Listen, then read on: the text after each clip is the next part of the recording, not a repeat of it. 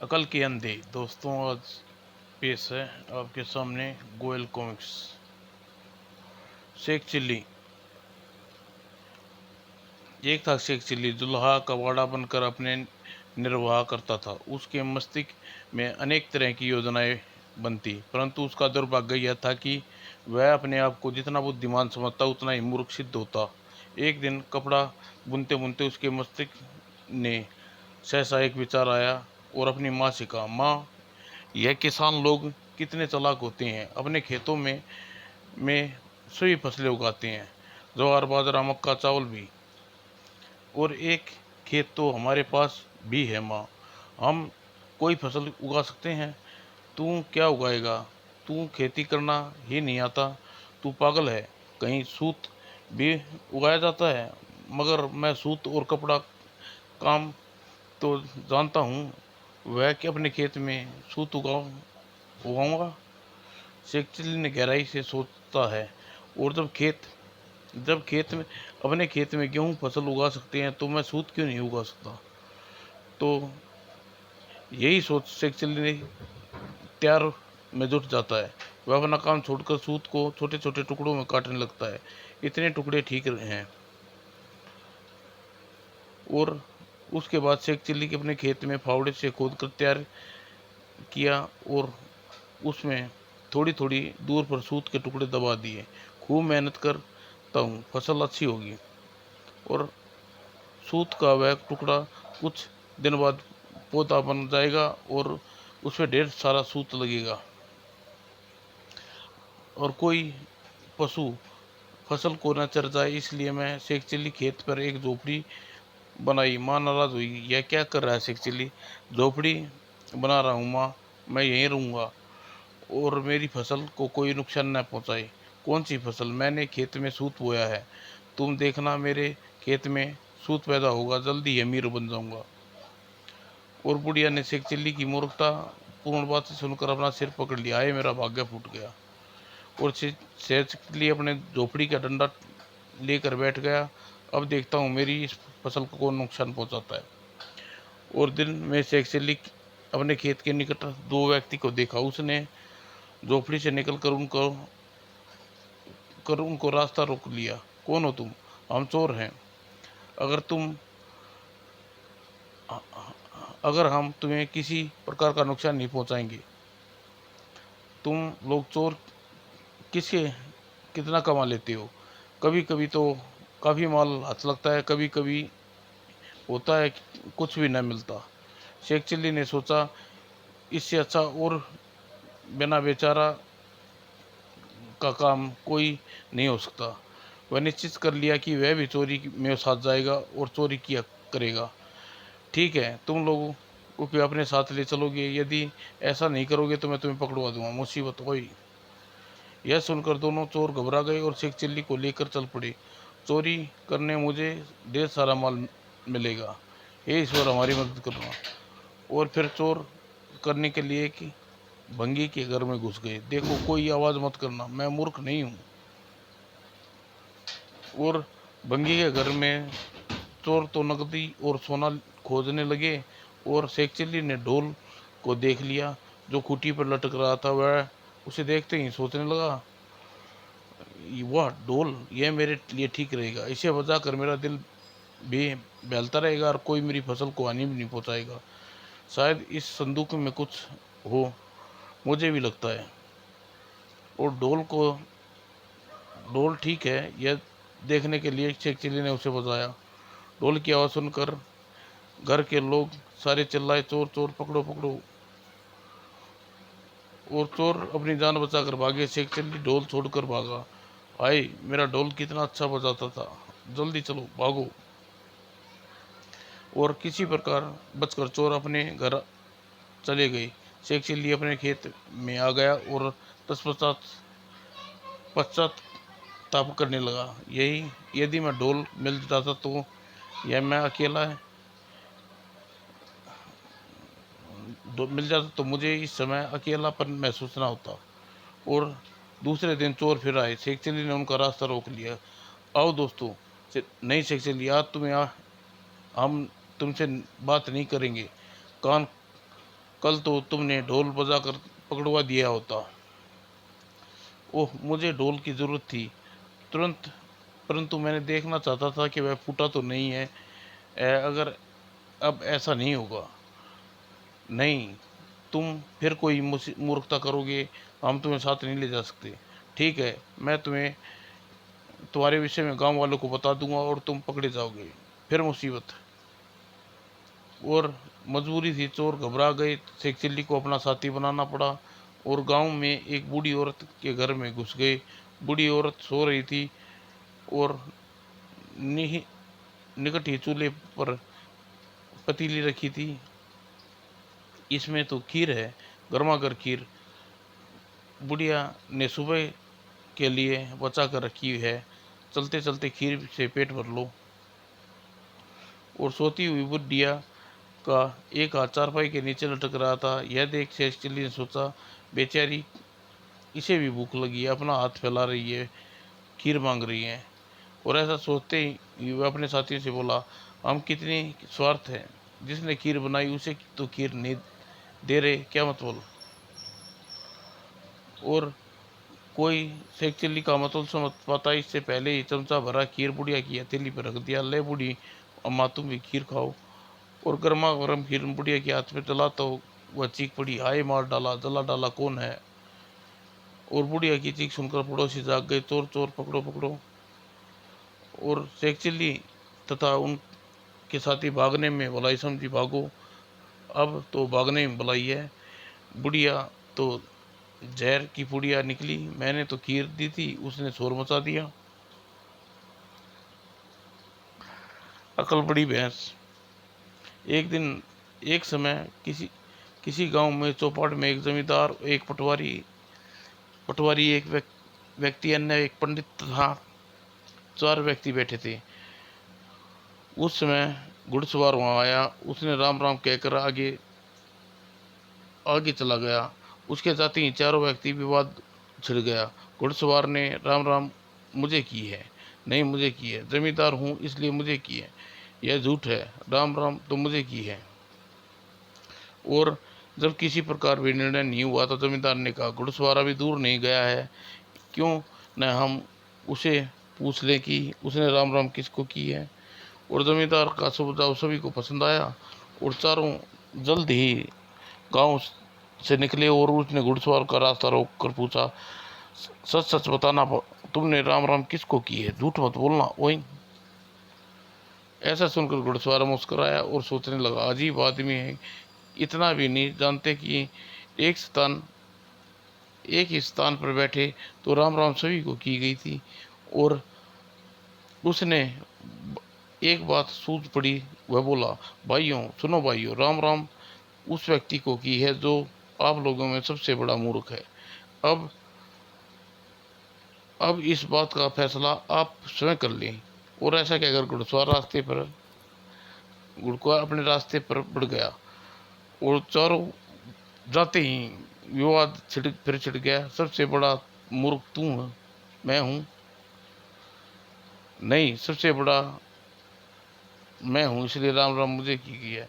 गलत, सबसे बड़ा मूर्ख यदि कोई है तो मैं हूँ, भला मुझसे बड़ा मूर्ख कौन होगा। प्रत्येक स्वयं को मूर्ख सिद्ध करने के लिए प्रत्येक अपनी मूर्खता की कहानी सुनाने पहला पटवारी का नंबर आया। अब आप मेरी कहानी सुनिए और उसे आप स्वयं जान जाएंगे मैं कितना बड़ा मूर्ख हूँ। एक वर्षा का मौसम में जब गांव में नदी में बाढ़ आ गई तो मेरी पत्नी लीला ने मुझे मैके जाने की जिद कर पड़ी। और सुनो जी, हरिलाल, तीज और त्योहार में मुझे अपने घर के मैके जाना है। अरे भगवान, अभी नदी में बाढ़ आई हुई है, पानी उतर जाने दो फिर चली जाना, तब तक तो त्योहार बीत जाएगा। वह तो है, आप पटवारी हैं, वह है, रात दिन गांव की जमीन नापते हैं, क्या आप जमीन का पानी नहीं नाप सकते। इसमें हमने इस बात को अपने लिए एक चुनौती समझ लिया, सोचा जब जमीन नाप सकते हैं तो पानी क्यों नहीं नाप सकते। और पटवारी ने अपनी पत्नी से बोला, लीला, अब तुम किसी प्रकार चिंता न करो और तैयार हो जाओ और अपना लठ लेकर तुम्हारे साथ चलते हैं। मैं भी तैयार होती हूँ। और हमने ज़मीन नापने के लिए लठ उठाया और वह पत्नी को लेकर गांव के बाहर नदी किनारे आ गई। और नदी में सचमुच बाढ़ हुई थी। उसने हर स्थान पर लठ का पानी को नापते नापते रहे और देखते रहे। और फिर हमने कागज़ और कलम लेकर हिसाब लगाया और हिसाब के बाद नतीजे पे पहुंचे। नदी का औसत गहराई 1 मीटर से अधिक नहीं है, लीला नहीं है, लील है और लीला डूब नहीं सकती। तब हमने अपनी पत्नी से कहा, लीला तुम बड़े आराम से नदी पार कर सकती हो, हम पानी का नाप तोल कर ली है, और यदि मैं डूब गई तो? लीला हमने हिसाब लगाया है, नदी की औसत गहराई 1 मीटर से अधिक नहीं है, ठीक है। और हमारी बात सुनकर लीला पानी में उतर गई और तुरंत ही नदी डूबने लगी और सहायता के लिए चिल्लाने लगी, बचाओ बचाओ, लीला क्यों डूबने लगी? और फिर एक पल ठहर कर पटवारी बोला, मगर हम लीला को बचाने की बजाय यह सोचते रहे कि हमारा हिसाब गलत क्यों हुआ। और इतना कहकर पटवारी ने पंडित एवं व्यापारी से कहा, अब आप ही बताइए, दुनिया में हमारे जैसा कोई मूर्ख होगा? अतः गुरुस्वार ने हमें ही राम राम की थी। पटवारी की बात सुनकर जमींदार बोला, नहीं पटवारी, तुमने कोई विशेष मूर्खता कार्य नहीं किया, अब तुम मेरी कहानी सुनो। और जमींदार ने अपनी मूर्खता कहानी इस प्रकार सुनाई। एक एक समय हमने एक घोड़ी खरीदी, उसकी कीमत 2000 रुपये थी और उस समय हमारे पास केवल 1000 रुपये थे। मैं रुपये देकर हम घोड़ी को अपने पास ले आए और शेष रकम 15 दिनों में देनी थी। और तुरंत हुआ यह कि हम शेष रकम का इंतजाम नहीं कर सके। घोड़ी वाले ने अपनी रकम मांगने आया। क्योंकि ये रकम का प्रबंध नहीं हुआ था, इसलिए हमने दी हुई रकम भी छोड़ दी और घोड़ी भी लौटा दी। और उसके उपरांत अपने साथियों की देखा। जमींदार बोला, अब तुम ही बताओ, हम जैसा मूर्ख कोई होगा जो हमने अपनी रकम छोड़ दी और घोड़ी भी लौटा दी? ऐसा सुनकर व्यापारी बोला, अरे जमींदार साहब, इसमें बड़ी मूर्खता तो हमने इसी दिवाली को की है। सुनकर आपके समझ जाएंगे हम कितने बड़े मूर्ख हैं। और फिर व्यापारी ने अपनी मूर्खता की कहानी इस प्रकार सुनाई। हमें दिवाली की रात जुआ खेलने का शौक था, परंतु दिवाली को हम कहीं बाहर नहीं गए। और अपनी पत्नी से कमला से बोले, कमला आज हम जुआ खेलते हैं। वह किस तरह है जी? हम अब आमने सामने चुपचाप बैठ जाएंगे, हम में से जो पहले बोलेगा वही 1000 रुपये हार जाएगा, मुझे मंजूर है। और ऐसी शर्त लगाकर हम दोनों आमने सामने पाल्टी मार के बैठ गए। हमने फैसला कर लिया था, हम सुबह तक चू भी नहीं करेंगे, कमला से 1000 जीत लेंगे। और तुरंत परंतु हमने थोड़ी देर बाद घर में 2 चोर घुस आए और फिर देखते ही उनने हमारे सारे सामान को, घर के कीमती सामान की एक कटोरी में बांध लिया। देखते ही हमने कुछ न बोलने का फैसला कर रखा था। और जब वह चोर सामान लेकर घर से निकल गए तो कमला चिल्लाई, चोर चोर पकड़ो पकड़ो। और हमने, कमला तुम्हें शर्त हार गई हो, इसलिए 1000 रुपये निकालो।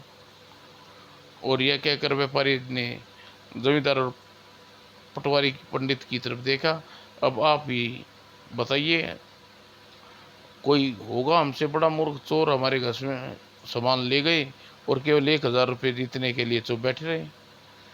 पंडित ने कहा, अरे आप मेरी मूर्खता सुनिए। तो प्रमाण पत्र मिल चुका है। और एक समय जब मेरे घर में चोरी हो रही थी तो चोर लगभग सभी सामान ले गए, किंतु क्योंकि हम प्रत्येक काम अपने शुभ मुहूर्त देखते हैं, इसलिए हमने रिपोर्ट पढ़ने के लिए एक अच्छी मुहूर्त देखी, रिपोर्ट लिखवाने के लिए एक अच्छा मुहूर्त देखी। जितना समय 3 दिन के बाद था और शुभ मुहूर्त के हिसाब से हम 3 दिन बाद पुलिस स्टेशन पहुँचे। और इतनी देर में होने के कारण दरोगा ने हमारी मूर्खता पर हंसे और उन्होंने हमें दुनिया में सबसे बड़ा मूर्ख माना। प्रमाण स्वरूप यह तबीज हमें दिया। और इतना कहकर पंडित ने गले में लटका तबीज दिखा, सबको दिखाया। मतलब यह कि यह प्रमाण पत्र है, केवल हमारे पास है, तुम तीनों से बड़े मूर्ख हैं। राम राम। हमें दी गई थी। तबीज देकर पटवारी चौंके, अरे प्रमाण पत्र, यह तबीज वास्तव में। ठग गमराज। चलते चलते ठग गंजू मंजू एक देहाती व्यक्ति से मिले और दोनों ने उन्हें निशाना बनाने की सोची। राम राम चौधरी। राम राम। राम राम भैया। राम राम बाबू जी। और अगर मैंने आप लोगों को पहचाना नहीं चौधरी साहब, हम आप गप्पी हैं और आज तक आपने हमें हरा नहीं सका। दरअसल गप मारते वक्त हमारे शर्त होती है, एक दूसरा दूसरा चुपचाप सुनता है और हमारी को काटे नहीं। जो हमारी बात काट देता है वह हार जाता है और तब उसे क्या देना पड़ता है, पूरे 200 रुपये। मुझे स्वीकार है, मैं आप लोगों को गप सुनाऊं। ओ तो मंजू मंगू ने कान में कहा, मुर्गा फंस गया रंगू, तो फिर शुरू हो जाओ मंगू। और दूसरी ओर चौधरी ने सोचा, ये दोनों ठग हैं और मुझे मूर्ख बनाना चाहते हैं, इसलिए इनसे सबक सिखाना उनका की जिंदगी में याद रखेंगे। वो चंगू मंगू चौधरी को लेकर एक पार्क में आ गए। हाँ तो चौधरी जी देखो, पहले तुम दोनों की गप सुनूं फिर अपनी कहूँगा।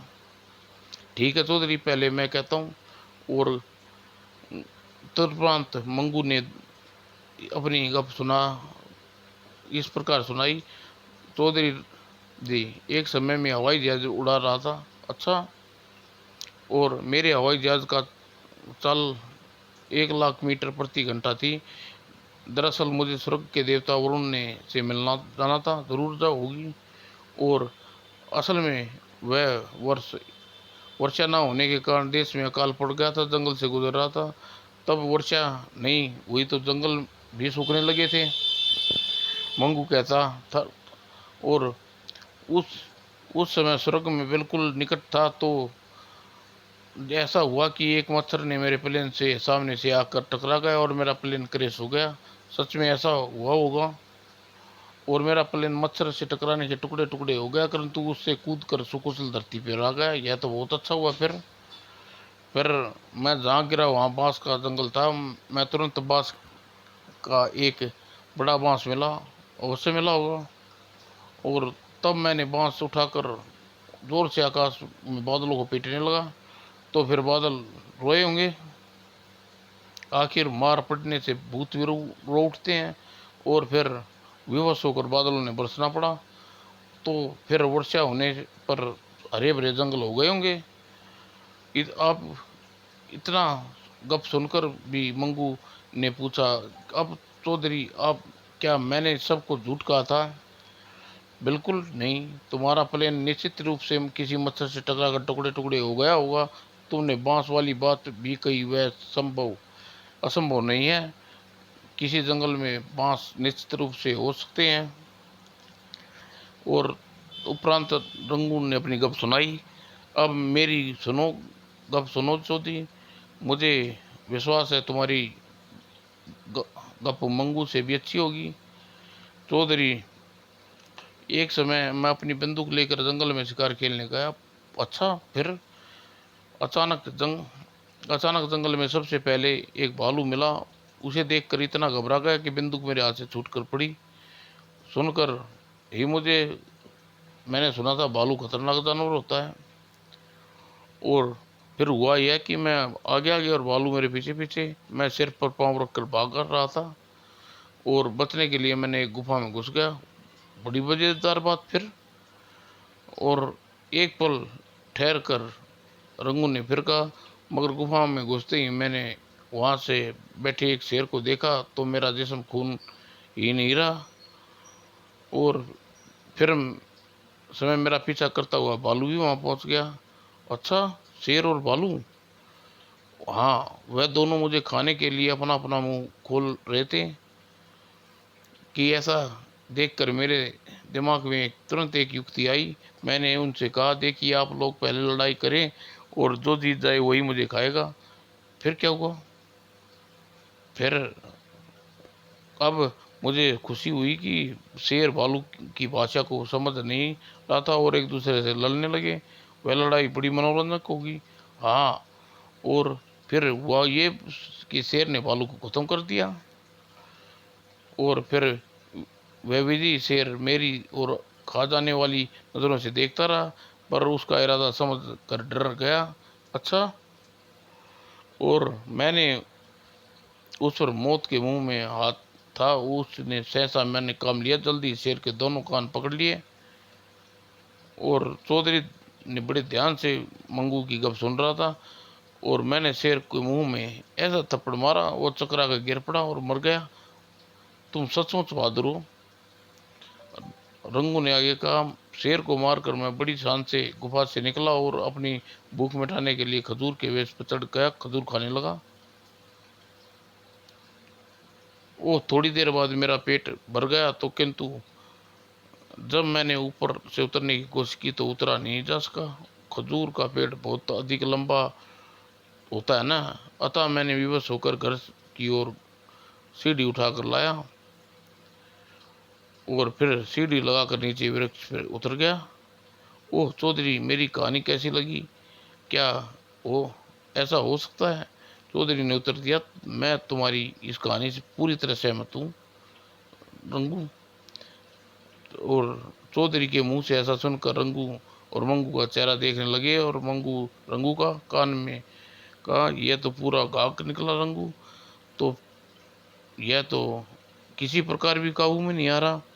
चौधरी की बारी थी, वो बोला, यह दोनों तो मेरे गप यह तो मैंने तुम दोनों की गप सुनी, अब तुम मेरी सच्ची कहानी सुनो। और चौधरी ने अपनी कहानी इस प्रकार सुनाई। मेरे दो बेटे थे, निठल्ले आवारा कामचोर। मैं देखता रहता, वे दिन भर गुल्ली डंडा खेलते। एक का नाम रंगू, दूसरे का नाम मंगू। अपना नाम सुनकर रंगू और मंगू बुरी तरह से चौंके। आई यह कहानी, यह तो हमारा नाम ले रहा है। और चौधरी ने आगे कहा कि कभी वह किसी के बगीचे में चले जाते और फल तोड़कर खाते। कभी ऐसा होता जब किसी राहगीर को लूट लेते। और रंगू मंगू एक दूसरे के कान में कहा, इसकी कहानी में तो कोई दम नहीं है, एकदम बकवास है। चौधरी कहता रहा, गांव में किसी भी व्यक्ति के साथ मारपीट कर बैठते, उन्हें किसी साधारण सी बात पर ही क्यों ना हो। और तुम कहते हो कि रहो चौधरी। और मैं उनसे तंग आ चुका था, अतः एक दिन मैंने डंडा लेकर बुरी तरह पीटा। और इस तरह दोनों अगले दिन मेरे घर छोड़कर दिया। और तब से अपने दोनों आवारा बेटों को खोज रहा हूँ। और वे मेरे दोनों आवारा बेटे तुम हो। तुम्हारा नाम रंगू और मंगू है ना? सुनकर रंगू मंगू दोनों बुरी तरह से चौंक पड़े। अरे रंगू उस्ताद, यह क्या चक्कर है? लगता है हम बुरी तरह फंस गए हैं। यदि हमने इसकी बात को काटनी तो 200 रुपये हारते हैं। यदि हाँ कहते हैं तो हमारे कान पकड़ कर हमें घर ले जाएगा। और रंगू मंगू खामोश देखता। चौधरी उनकी बात का, अब बताओ रंगू मंगू कौन? मैंने अपने झूठ का, अथवा तुम मेरे घर आवारा बेटे हो? चौधरी, तुमने झूठ कहा है। तुम अपनी यह कहानी झूठी है। यदि तुमने मेरी कहानी झूठा कहा तो इसका मतलब तुम्हें मेरी बात काट रहे हो। और सत्र अनुसार मुझे 200 रुपये दो। मारे गए, अब क्या करें मंगू? सर से पाँव रखकर भागो रंगू। और सचमुच रंगू मंगू वहाँ से भागे। मंगू उस्ताद, पलट कर भी नहीं देखना। नहीं, यह चौधरी तो हमें बंदर बना करना चाहेगा। और मगर चौधरी भी कम ना था, उन दोनों को लपक कर गर्दन ने पकड़ ली। अब जाते कहाँ उस्ताद लोगों? आए मेरी गर्दन, आए चौधरी साहब। मैं इतना तुमने मेरा इतना समय नष्ट किया है, इसके साथ ही शर्त भी हार गए इसलिए मुझे 200 रुपये चाहिए। और रंगू मंगू ने हाथ जोड़कर चौधरी से कहा, हमें माफ़ कर दो, हमसे भूल हो गई, हमें माफ़ कर दो, हमारे पास एक पैसा भी नहीं है। और उसी समय हरीलाल एवं पुलिस वहाँ देखकर रंगू मंगू बुरी तरह चौंक गए और घबरा उठे। हीरालाल ने कह रहा था, रंगू मंगू, तुम चौधरी की तरफ किसी दूसरे को भी मूर्ख बनाकर कोशिश करो, उससे पहले ही तुम पुलिस को ले आया हूँ। और मारे गए, अब क्या करूँगा।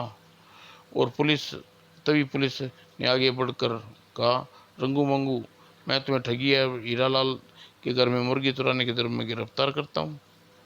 और रंगू मंगू को गिरफ्तार कर लिया। पुलिस वाले चल चल दिए। रंगू मंगू ने आँख में आंसू थे। चलो रंगू मंगू, आज जेल की रोटियां खाएंगे और अपनी किस्मत को गालियाँ देंगे। समाज दोस्तों, एक एक राजा था, उसका नाम मंदबुद्धि था। वह बहुत ही लापरवाह तरीके से रहता था, अपने हर काम में लापरवाही किया करता था। जिसका कोई भी काम ठीक से पूरा नहीं होता था, अतः वह समय पर अपना कोई भी सामान नहीं मिलता। और जब वह नौकरों पर गुस्सा होता, उफ मेरी पगड़ी कहाँ गई। और राजा का मंत्री शुद्ध पट अवसर पर शक पकाया करता था, क्योंकि लापरवाही का नतीजा अच्छा नहीं होता। मगर राजा की बुद्धि को बैठता ही न था। मंत्री जी, आप अपने काम से काम रखिए, आपको मेरे मामले में टांग अड़ाने की जरूरत नहीं है। जो आज्ञा महाराज। किंतु राजा का शुभचिंतक होने के नाते मेरा फर्ज बनता है कि आप हमें समझाने की कोशिश न करें और 5 रोज तक हम शकल न दिखाएं। और मंत्री जी को भी क्रोध आ गया। महाराज, शास्त्रों में कहा गया है कि जहाँ अपमान हो वहाँ नहीं रहना चाहिए, अतः मैं राजा छोड़कर जा रहा हूँ शोक से। और मंत्री के जाने के कुछ दिन बाद ही एक बार राजा घुड़सवारी करने पर निकला और रास्ते में उसे घोड़े की नाल में कील निकल गई। ओह, घोड़े की नाल की कील निकल गई। और अपनी लापरवाही के कारण राजा ने उतरकर कील न ठुकवाई और धीरे धीरे दूसरी नाल भी ढीली होगी। और तभी कुछ दिन बाद शत्रु दुर्बल सिंह मंदबुद्धि पर चढ़ाई कर दी और मंदबुद्धि डटकर मुकाबला किया। और नाल ढीली हो जाने के कारण घोड़े भागने में असुविधा हो रही है और घोड़े के पैर में तभी नाल निकल गई। ओह, घोड़े के पैर से नाल निकल गई है, अब नहीं भाग पाएगा। और फिर हुआ, राजा मंदबुद्धि का घोड़ा युद्ध में राजा का साथ नहीं दे पाया और मंदबुद्धि को बंदी बना लिया और शत्रु कारागार में उसे अकल आई, मेरी लापरवाही का फल, अगर मुझे कील लगवा लेता तो आज यह दिन ना देखना पड़ता। तो बच्चों बताओ, अब तुम काम में लापरवाही न करना। समाप्त दोस्तों।